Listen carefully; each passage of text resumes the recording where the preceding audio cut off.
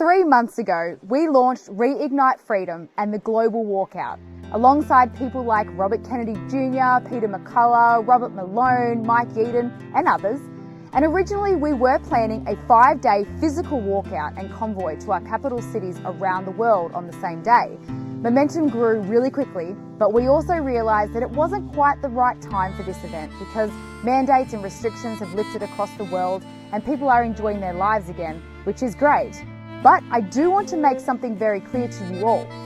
If they ever try something similar to COVID again, if they try to bring in a cashless society or digital IDs, if they try to bring in the World Health Organization treaty, if they push ahead with their One World Government plans, we are all ready and willing to press that button and say no together.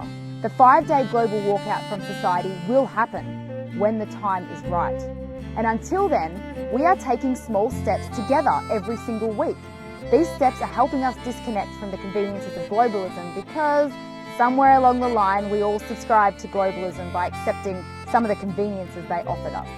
So far, we've taken 9 steps together, and this today is step number 10. Step number 10 of the global walkout is to recap steps 1 to 9 and catch up if you're behind. Now, some of these steps may seem silly to you or lame, or maybe they don't apply to your country, but we are working towards something really big here.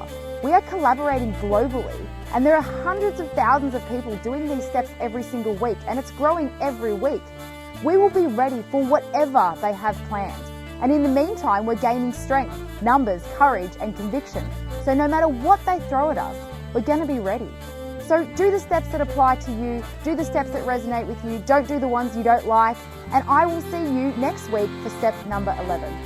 Step 1, announced by Catherine Austin Fitz, is to use cash as much as possible, and also to print out these little printouts from the Global Walkout website, and every time you pay cash, give the cashier one of these slips as well. Step number 2, announced by farmer Pete Posma from Holland, was to support your local grocery stores and farmers as much as possible.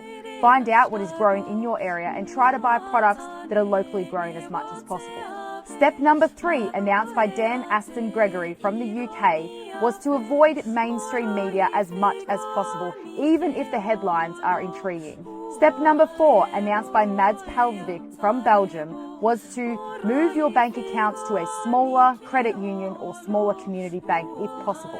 Step number 5, announced by Bethan Nodwell, was to display upside down flags anywhere possible, whether on your fence or even print them out from the Global Walkout website and display them all over your town.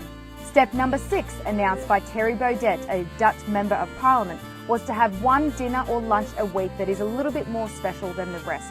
Try to invite friends and family over to really build that community again that has been lost during lockdowns and COVID. Step number 7 was announced by Amanda Forbes from Children's Health Defence Canada, and step number 7 was to avoid self-checkouts or ordering food using a QR code. Step number 8, announced by, me, was to watch the new documentary from Robert Kennedy Jr. called The Real Anthony Fauci, because knowledge is power.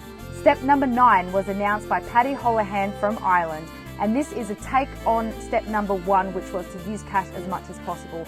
But step number 9 is the business edition, so we are encouraging businesses to display signs telling their customers that cash is preferred.